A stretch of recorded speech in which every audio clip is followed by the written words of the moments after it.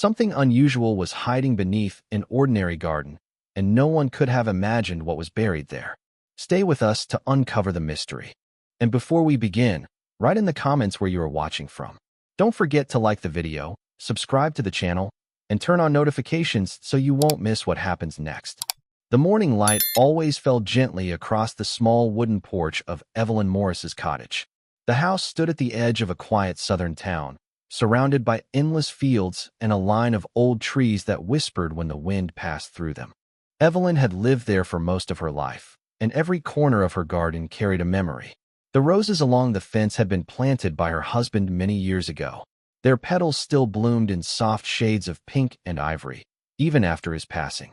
The garden had become her safe place, a place where sadness dissolved into the sound of bees and the rustle of leaves. Each day began the same way. Evelyn stepped outside with her watering can, the metal warm from the morning sun, and walked barefoot through the grass still damp with dew. She spoke to her plants in a quiet voice, thanking them for staying alive another day. The robins sang from the oak branches above, and she smiled to herself, feeling a calm sense of belonging. Though her husband was gone, she felt him in the garden's stillness, in the way the light touched the flowers just right. One morning, as she bent down to pull a few weeds near the old oak tree, Evelyn noticed something unusual in the soil. A small mound of loose earth shaped like a tiny hill. It wasn't much larger than her palm, and she thought little of it. In that part of the country, ant colonies were common, and she had seen plenty of them before. Still, there was something about this one that made her pause. The dirt looked freshly moved, almost too even, as though something underground had been busy through the night. She brushed her hands on her apron and decided not to worry. The days went by quietly. Evelyn baked bread, fed the stray cat that sometimes appeared near her porch, and trimmed the lavender bushes that bordered the path. Yet each morning, she found herself glancing toward the mound. It was growing slowly, but noticeably. What had started as a tiny bump was now the size of a dinner plate. She told herself it was just her imagination. Perhaps the rain had shifted the soil, or the wind had blown it loose. But something in her gut whispered otherwise. By the end of the week, she could no longer ignore it. The mound was larger now, and when she leaned close, she thought she saw movement beneath the surface, the faintest ripple of life stirring below. Birds no longer landed near the oak tree.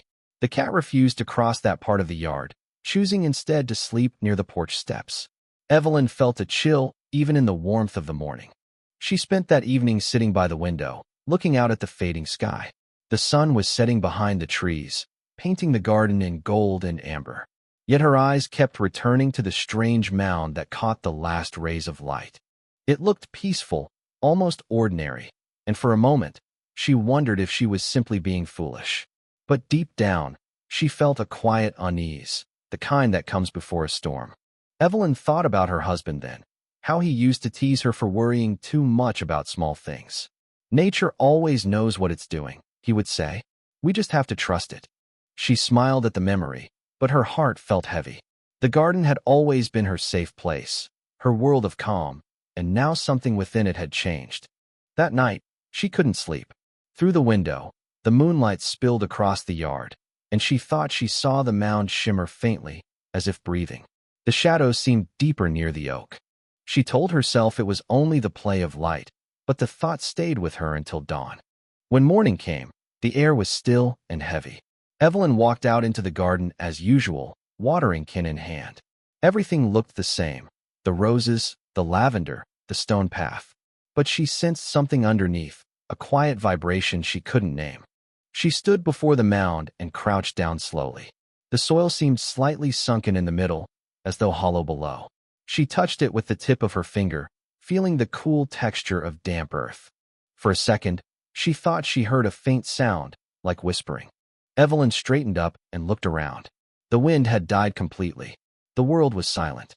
The garden, once full of life, seemed to hold its breath. A single leaf fell from the oak and landed softly on the mound. She took a deep breath, shook her head, and turned back toward the house, telling herself she would think about it later. But as she reached the porch, she felt a strange certainty settle over her heart. Something was happening beneath her feet, something she didn't understand. It wasn't fear. Not yet. just a feeling of being watched by the earth itself. She looked back one last time. The mound stood still, innocent in the morning light, yet it seemed to pulse with a quiet secret. Evelyn didn't know why, but she whispered softly to it, as though speaking to a living thing. "I'll keep an eye on you," she said. "Just don't give me a reason to be afraid." Then she went inside, leaving the door slightly open behind her. Outside, in the stillness of the garden, the mound of earth waited in silence. And beneath it, the ground moved slowly, purposefully, unseen. It was the first quiet sign of something vast awakening below her peaceful world. By the time another week had passed, the quiet beauty of Evelyn's garden no longer brought her peace. The small mound near the oak had grown taller, spreading at its base like a slow, breathing creature beneath the ground. Each morning she told herself it was nothing more than ants doing what ants do. But the earth told a different story. The soil was rising too fast, and every day new mounds appeared along the flower beds, smaller but strangely lined up, forming an uneven circle that seemed to grow outward. When she bent close, the air smelled faintly of something metallic and sharp, not like ordinary earth. The plants nearby had begun to wilt, their leaves curling inward, as if shrinking away from what was below. Even the robins, once so lively in the mornings, no longer came to sing. Evelyn's unease deepened when her old cat, Marbles, refused to step near that side of the garden. The animal hissed softly whenever she tried to coax it toward the oak, its back arching, tail puffed up in alarm. One afternoon, as she leaned over the mound with a trowel, she pressed it into the soil and heard a faint, dry, rustling sound, like paper crumpling beneath the ground. She froze, holding her breath, waiting for it to stop. For a long moment, there was only silence. Then the sound came again, soft, shifting, almost like a whisper. Evelyn dropped the trowel and backed away. That evening, she sat at her kitchen table with a cup of tea that had long since gone cold. The setting sun cast a reddish glow across the wooden floor, and through the window, she could see the mounds clearly, darker now against the fading light. She remembered her husband's old saying about the earth keeping secrets until it's ready to reveal them. But this secret felt wrong. She thought of calling her neighbor to come look, but decided against it. She didn't want to sound like a frightened old woman. Instead, she reached for her phone and found the number of the local pest control service. Her voice trembled slightly as she explained the situation, and the man on the other end assured her they would send someone in the morning. The next day, a young specialist named Noah arrived.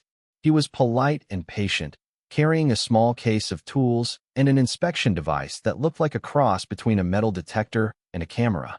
Evelyn showed him the mounds and explained how they had grown. Noah knelt beside the largest one, inserted a thin probe into the soil, and watched a monitor display faint movement patterns underground. At first, his expression was neutral, almost bored. But as the lines on the screen shifted rapidly, his face changed. The color drained from it, and his eyes widened in disbelief. Evelyn saw the fear before he could hide it. "What is it?" she asked quietly. Noah didn't answer immediately. He stood up, took a slow step back, and turned toward her. His voice, when it came, was calm but tight, as though he was forcing the words through control. "Mrs. Morris," he said, "I need you to go inside right now. Please close your doors and windows. Don't come back out until I tell you it's safe." Confused, she looked past him at the garden, where nothing seemed out of place. "Is it dangerous?" she whispered. "Just do as I say," he replied. Then, speaking quickly into his radio, he called for additional help, using terms she didn't understand: containment, environmental hazard, structural risk. Within minutes, 2 more trucks pulled up near her gate, and people in heavy protective suits stepped out, their faces hidden behind masks. Evelyn's heart raced. She backed away from the window, clutching the phone in her trembling hands. From inside the house, she watched them work. The men moved carefully, placing instruments on the ground, driving metal rods into the soil, and marking areas with bright orange flags. Every few minutes, Noah spoke into his radio, his tone low but urgent. Then suddenly, one of the workers shouted something, and the whole team froze. Noah gestured toward the house, signaling her again to stay back. The sight filled her with dread. Her garden, her safe place, had become a place of silent alarm. Hours passed, and the evening fell. The yard, once alive with color and scent, was now a strange landscape lit by flashing lights from the workers' equipment. Evelyn could hear muffled voices, the hum of machines, and the crunch of boots on gravel. She thought about the mound, about the way it seemed to pulse when she had first touched it. She wanted to believe this was all a misunderstanding, that they would find nothing unusual and her garden would return to peace. But as she looked out at Noah's pale, focused face, she knew that whatever lay beneath her yard was far beyond ordinary. When night finally covered the town, the lights in her garden glowed like small stars. Evelyn stood by the window, her reflection faint in the glass, her heart heavy with uncertainty. She whispered to herself that it would be fine, that the professionals would handle it. But deep inside, she felt a quiet, terrible realization. Something ancient and dangerous had been sleeping beneath her home, and it had begun to stir. The sound of distant thunder rolled across the fields as Noah's team continued their work. Evelyn stepped away from the window and closed the curtains, her hands trembling. The garden outside no longer belonged to her. It belonged to the earth and to whatever was hidden deep within it. Evelyn woke before dawn to the low rumble of engines outside her house. Through the window, she saw large trucks lined along the road, their headlights cutting through the mist. The garden was flooded with pale artificial light, and men in white protective suits moved about like silent shadows. Her home, once surrounded by the scent of roses, now looked like a quarantine zone. She pressed her trembling hands to the glass and whispered her husband's name, as if seeking comfort. It all felt unreal, as though her quiet world had been swallowed by someone else's nightmare. By mid-morning, the officials told her they needed to fence off the entire property. They spoke kindly but firmly, explaining that her safety was the priority. Evelyn nodded, though her heart ached with every word. She watched them set up barriers and bring in heavy hoses and metal tanks. One of the men approached to reassure her that the operation would be quick, but the look in his eyes betrayed the truth. This was not something simple. When she asked what they had found, he hesitated and said softly, "It's better if you don't see." Noah arrived soon after, his face hidden behind a protective mask. He asked if she was feeling all right and suggested she stay inside. Evelyn could barely keep her voice steady as she asked what was under her garden. For a moment, he looked as though he wanted to lie, but instead he sighed and told her the truth. Beneath the oak tree, they had discovered one of the largest fire ant colonies ever recorded in the region. The mound on the surface was only a fraction of it. The real nest stretched deep into the ground, spreading under her entire property and possibly beyond. Millions of the insects were moving through vast tunnels, forming a network so dense that their instruments could barely measure its full reach. Evelyn felt dizzy.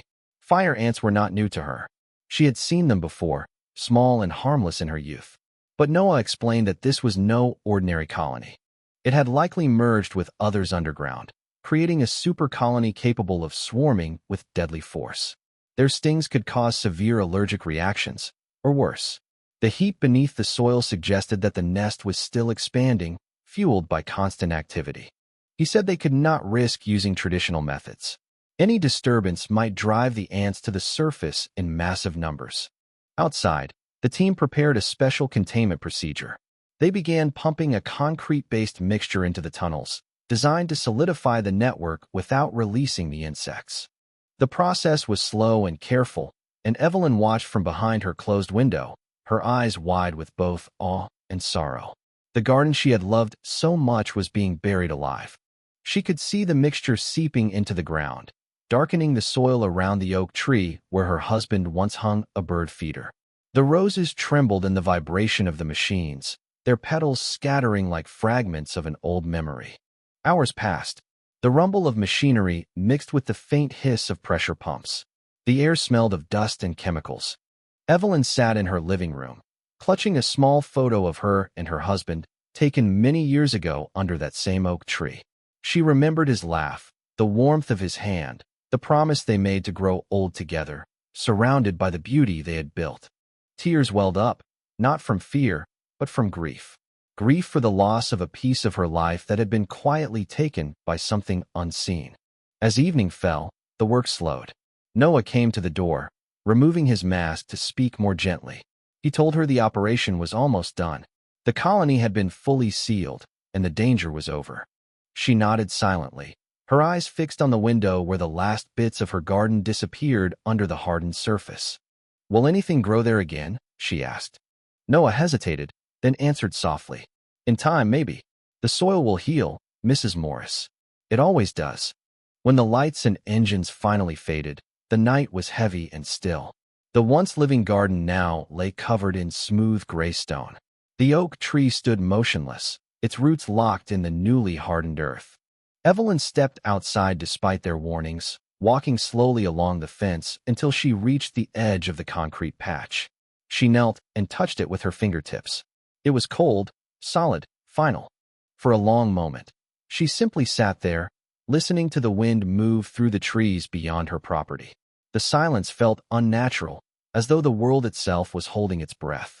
The following morning, she awoke to a strange calm.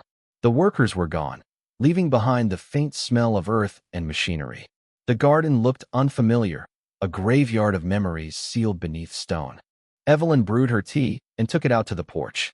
The sunlight glimmered faintly on the concrete surface, almost silver in the early light. She wondered if the creatures beneath had ever understood the beauty above them. The flowers, the bees, the laughter. Maybe they were only doing what they were meant to do, survive. She sat there for a long time, her heart aching, but oddly peaceful.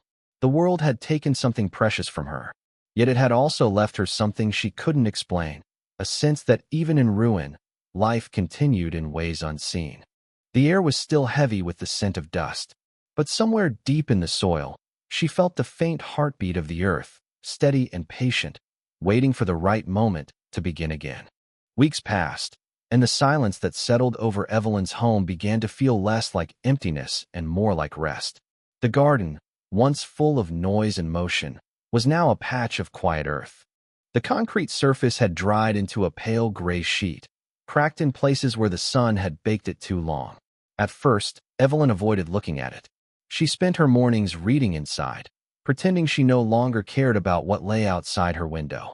Yet as days went on, she found herself drawn back to the porch, cup of tea in hand, staring at the lifeless soil where her roses once bloomed. There was grief in her heart, but beneath it, a strange calmness too, like the air after a storm. One morning, the sky was unusually clear, and the light carried a golden warmth that made everything look softer. Evelyn walked out barefoot across the yard, expecting the same stillness. But something caught her eye, a faint green sprout pushing through a small crack in the hardened soil. It was fragile, trembling in the breeze, yet unmistakably alive. She knelt to touch it, and the earth beneath felt warmer than she remembered. Over the next few days, more sprouts appeared, not in neat lines, but scattered freely, as though nature itself had chosen where to heal. Some grew tall, bearing tiny yellow petals that turned toward the sun. Evelyn began tending to them carefully, watering them each morning, even though no one had told her to. These weren't her roses or her lavender. They were wildflowers, simple and uninvited, yet somehow perfect. She no longer felt the ache of loss each time she looked at the garden. Instead, she felt wonder, how life could return to a place that had been buried, how something so small could grow through concrete. Each petal seemed to whisper a quiet truth. The earth forgets pain more quickly than people do. The neighbors soon heard about what had happened, and some came by to see the place that had caused so much fear. But instead of horror, they found something peaceful. The gray soil was covered with bursts of color, white, yellow, and violet flowers swaying in the wind. Evelyn smiled at their astonishment. When a little girl asked what the flowers were called, she answered without hesitation. "These are rebirth flowers. They grow where life once seemed lost." The girl picked one and held it close, promising to plant it in her own yard. Evelyn decided to name the place the Garden of Renewal. It was no longer just her garden. It belonged to everyone who came to see it. She placed a small wooden sign near the oak tree that had somehow survived the ordeal, its roots strong beneath the hardened ground. Children often came to play there, running along the new path she had built from old stones, their laughter filling the air that once held silence. For the first time in many years, Evelyn didn't feel alone. Each evening, as the sun dipped low behind the fields, she sat by the porch and watched the wildflowers dance in the fading light. She often thought of her husband, of the years they had shared among the roses, and she imagined he would have smiled at what the garden had become. It wasn't the same beauty they had built together, but it was something deeper, a reminder that even from destruction, something kind and living can emerge. The earth had taken back what was hers and returned it in a new form, softer and humbler, yet no less beautiful. One quiet evening, Evelyn stood beside the oak tree and ran her fingers across the rough bark. The air was warm and full of the scent of flowers. "You were right," she whispered to the memory of her husband. "Nature always knows what it's doing."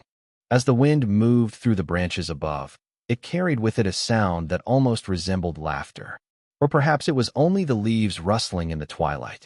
She smiled and turned back toward the house, the fading sunlight tracing the outline of her garden like a golden frame around a painting of peace. The Garden of Renewal remained her safe place. People continued to visit, some out of curiosity, others seeking a sense of hope. Evelyn welcomed them all, offering tea and stories about how the land healed itself. But when night fell and the visitors left, she would walk alone among the flowers, her heart quiet and full. She knew that life had not ended when the garden was destroyed.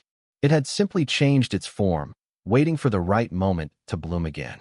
As the stars rose above and the gentle hum of crickets filled the air, Evelyn sat on the porch and closed her eyes. The scent of wildflowers drifted through the night, and she felt something soft brush against her ankle. The cat, Marbles, had returned after many days away. It curled beside her chair, purring softly. She looked out at the glowing field of flowers and whispered, "We're home again." The garden shimmered faintly in the moonlight, alive, reborn, and breathing, as if it had never been broken at all. What would you do if something like this happened in your own backyard? Share your thoughts and tell us where you are watching from. Don't forget to subscribe, like the video, and share it with others who love a good mystery.